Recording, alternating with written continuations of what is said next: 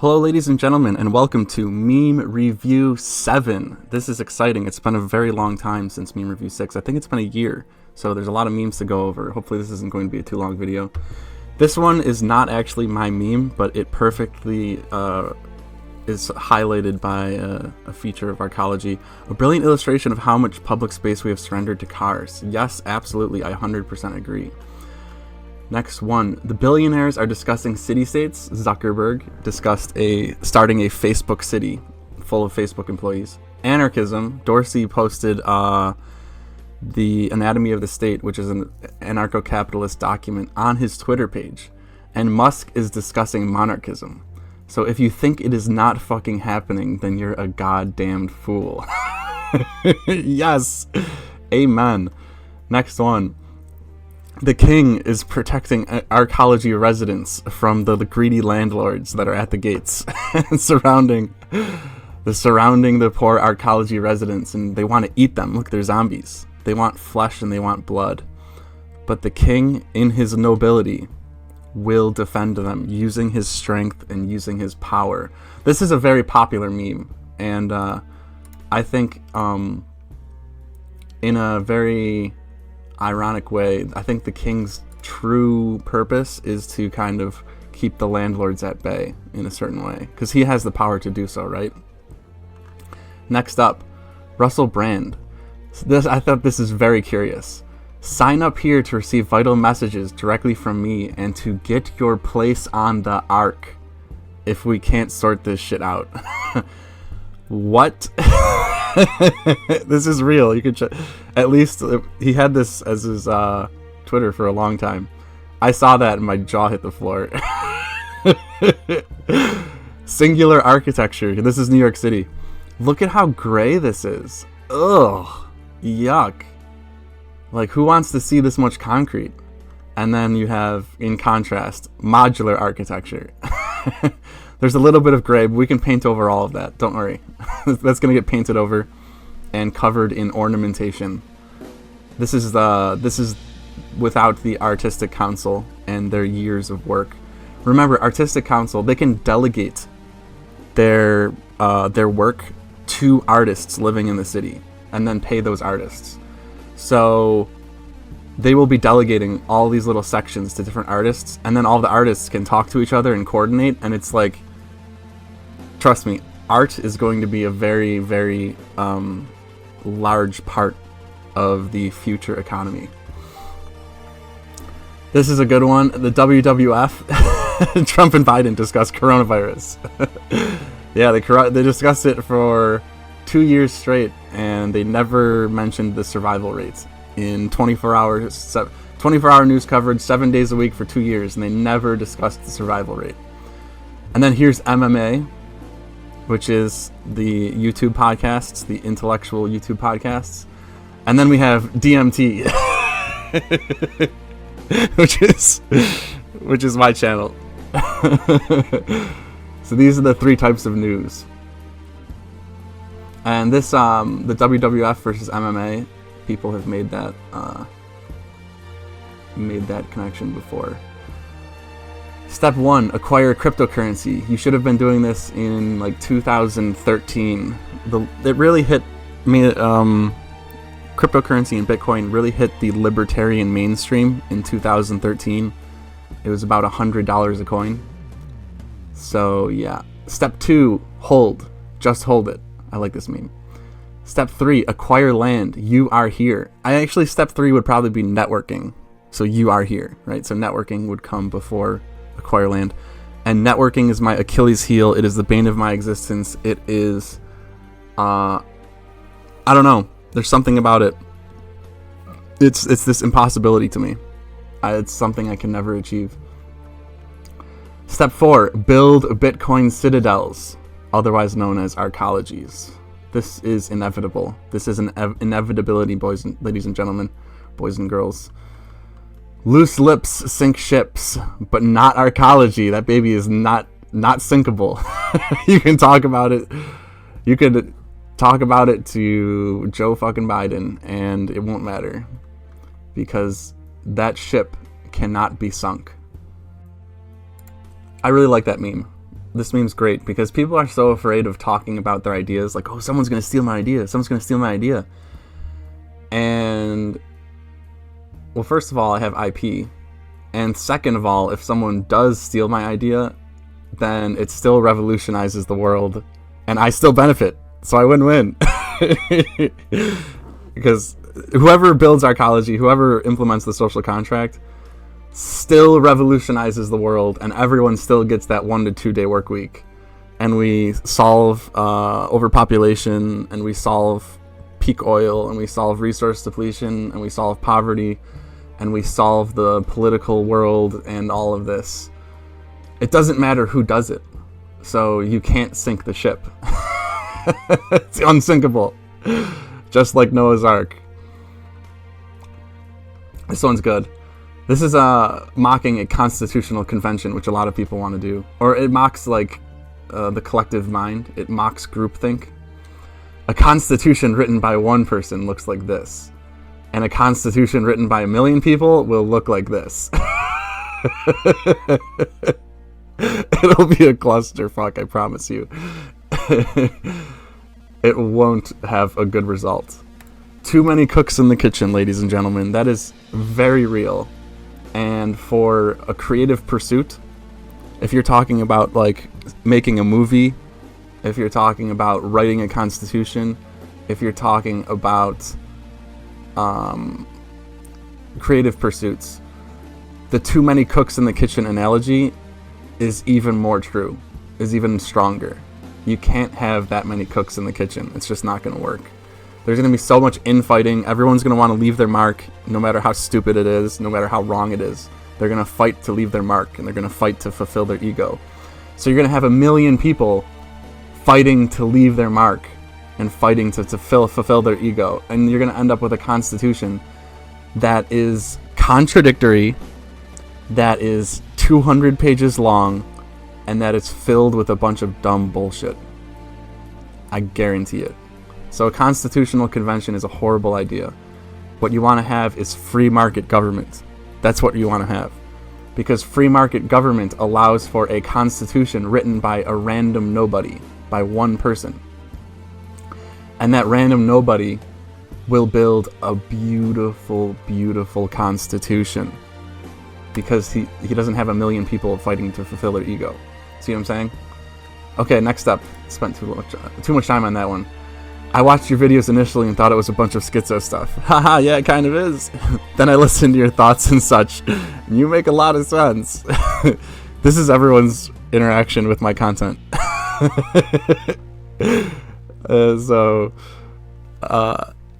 I actually was talking with someone yesterday, and he was watching Arcology version 7. And he said it was so beautiful that he had to pause it. He couldn't even finish watching it. It was overwhelming him with emotion, which is like the greatest compliment I could possibly receive as an artist. So I just like that. I don't know. I save my compliments when I get them. My face when I crushed the U.S. empire by simply talking about the Trinity contracts. Oh, innovation is such a beautiful thing. It's the evolution of ideas is really like a beautiful, beautiful thing. Once you get past the hate, once you get past the insanity, once you get past everyone losing their minds and wanting to commit mass murder, it's actually a really beautiful thing. It's clown world, guys. You gotta laugh. You can't help yourself. If you don't laugh, you cry. Bruh, this is 6th grade math applied to 10th grade science. Come on. Jesus with a chalkboard. This one's really good because it's true. I love self-depreciating humor. I'm like a really big fan of self-depreciating humor. And this is a perfect example of it. Because it's true. Arcology is 6th grade math applied to 10th grade science. And you have Google, so like how hard could it be? If I had to go to a library and I didn't have a calculator, I don't know if I would have the fortitude to build all of this. Like, think about how terrible it is to do long division. Do you remember long division? It's the worst. With a pen and paper, it's the worst. I would have to be doing long division all the time. And then if I change a variable, if I change one variable in the formula, I have to go all the way back and start over. Oh my God. Like, I would be sitting there with a pen and paper doing math by hand for like 3 hours just to like fill in one chart, and then I change a variable and I have to start all over and fill in the chart all over again. Take another 3 hours. Horrible. And then what if I make a mistake? Like, Excel does not make mistakes.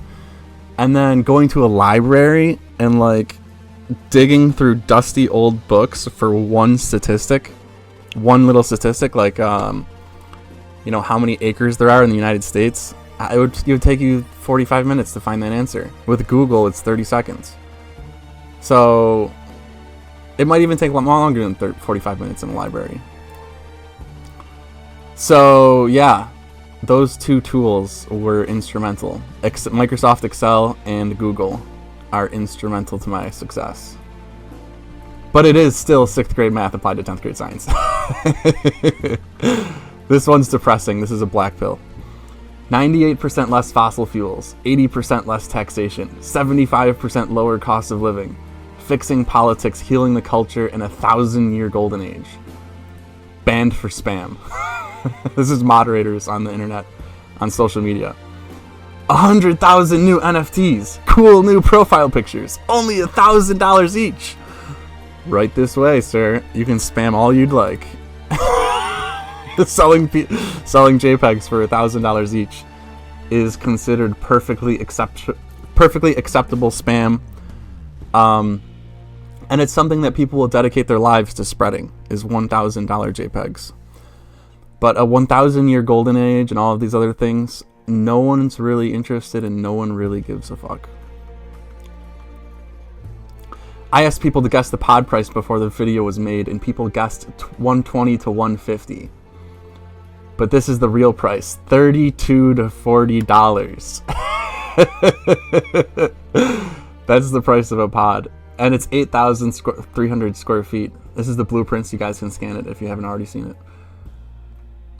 With electric, internet, and food, you're looking at as little as $200 a month, which would be 100% of your bills. Since remember, you don't need a car or a college degree in archaeology, and no property taxes. People underestimate how big the deal that property taxes is.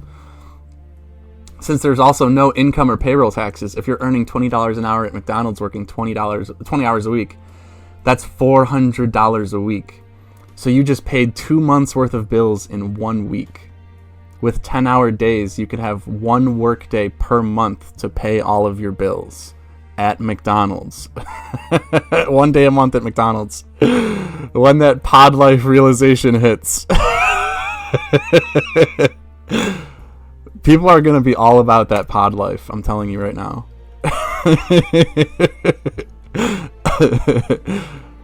$200 a month for everything. And people will want luxury, though. This is just the bare minimum, $200 a month. If you want luxury, oh no, you work 2 days a week. What is that? That's $400 a week, $1,600 a month minus the $200. You're at $1,400 a month in the bank, working 2 days a week at McDonald's. That's crazy. And that doesn't even include hand tokens. When you include hand tokens, you have to add like another $500 a month onto that. So you're looking at almost $2,000 a month profit savings in your pocket, working 2 days a week at McDonald's. What in the... It just shows how badly the working class is abused right now. It's really shocking. So that's a pretty shocking meme. Even the cities of the enlightened past, rooftops were not designed to fulfill any human or lifestyle purpose. They were wasted sunlight and wasted potential. Look at this. The enlightenment of the construction of this building, this was a reflection of the culture of the past. This is a reflection of the people and the intellect and the philosophy of the past, right? This is evidence of enlightenment, this building right here. And yet all of these rooftops are wasted. Look at the comparison. This is the rooftop of arcology, and this is the rooftop of the era of enlightenment. Why? Because of rain? Like, this is what rain? Really? Is that your reasoning? That you can't use the rooftop because it rains every now and then? Unbelievable. It's crazy. Like, just put drainage on the roof. Make the roof flat enough for drainage. And so I read ages ago that the minimum flow rates required for water is 2 degrees. A 2-degree slope will cause water to flow a certain direction.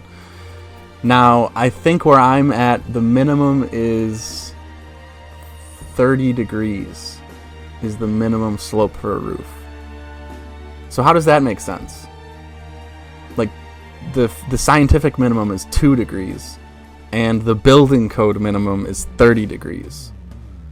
So the building codes are forcing the rooftops to become wasted potential because of the legal requirement for a 30-degree slope. In arcology, we allow for it's just kind of absorbed by the soil, to be honest. Hopefully the soil doesn't get very swampy with like a heavy rainfall. And then there's a drainage system in the middle of the hexagon. We may have to build a slope on the hexagon towards the middle, and then the middle there will be a drainage. There will be a sewer drain in the middle of every hexagon. So that's how that works. And then of course there's just a vapor barrier underneath the soil, a synthetic rubber vapor barrier covering the hexagon. It's really that easy, guys. Like, it's not rocket science. Come on, people. Although, to be fair, synthetic rubber did not exist in the Age of Enlightenment, in the Renaissance. So that was actually invented during World War II, I believe. But anyway, I digress. This is the second last one. This is pure information, and it tells you about the social contract and arcology, mostly the social contract, in a shocking way. Income tax abolished, payroll tax abolished, the central bank abolished, fiat money abolished, inflation 0% forever, the legislature abolished, property tax reduced by 80 to 95%, all taxes combined reduced by 80%, personal automobile abolished, CO2 emissions reduced by 95 to 98%. The New World Order abolished. The divisive, hateful news and political parties dissolved. Democracy as we know it dissolved.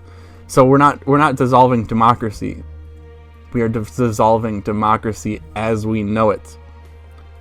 So direct democracy without political parties is not democracy as we know it. It's still democracy, but it's not democracy as we know it. Do you understand?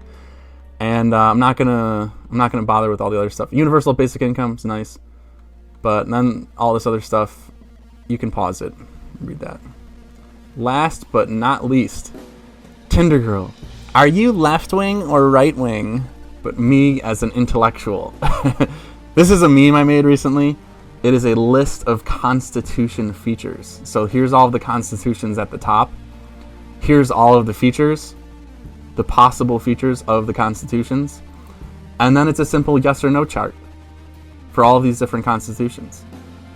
And here's the United States of America, panarchist, social contract, and socialist utopian state. And then this is a friend of mine that I just met who has a very, very strange and unfinished constitution, but it might have a little bit of potential if you if you just kind of refine it a little bit. So, yeah. Compare this to the left versus right, paradigm, and even compare this to the political compass. Like, the political compass is an improvement because now you have left, right, up, and down. So it's an objective improvement. But this is reality. This is actual reality, political reality. Sociological reality looks like this. This is how complicated it actually is. So even the political compass really fails to grasp the political reality. Anyway, I think I'm going to wrap it up. That's the last one. You can pause it and zoom in if you want. Well, actually, you can't really zoom on videos, can you? But you can pause it and try and analyze this. This is not concrete. Some of these are like maybe yes, maybe no, maybe a little bit. But I thought about putting in some question marks and like asterisks. How do you even say that word? And I don't know. I'm going to improve upon this in the future. I actually have plans to improve upon this meme even more and turn it into numerical numbers. Take these yeses and nos and turn them into plus or minus 10 for liberty, plus or minus 20 for liberty, plus or minus 20 for authoritarian, and actually get numerical values for all of these features. Turn all these features into numerical values, and then you could take averages across different numerical averages across different things. I saw someone make a chart like that, a chart just like that, with your privilege, and it was a good idea. Actually, I actually liked it. I thought, oh, this was clever. Like, props to this person. I don't know if I saved it. It might be in my meme folder somewhere, but I did have issue with some of the numbers they chose. Obviously, like class was like plus 50, and then like skin color was like plus 250 or something. And I was like, come on, guys. Like, a homeless white man versus a millionaire black man. It's like, who has more privilege, a homeless white man or Snoop Dogg? Oh, that's a tough choice. I don't know. Snoop Dogg obviously has less privilege because of the color of his skin, right? So I would argue with some of the numbers they picked for that privilege meme, but I would not argue with the numerical methodology. I actually quite like that, and I'm going to apply that to these constitutions. So yeah, that's something to expect in the future, and that concludes the Arcology meme review number 7. I hope you enjoyed it, and thank you, and have a nice day.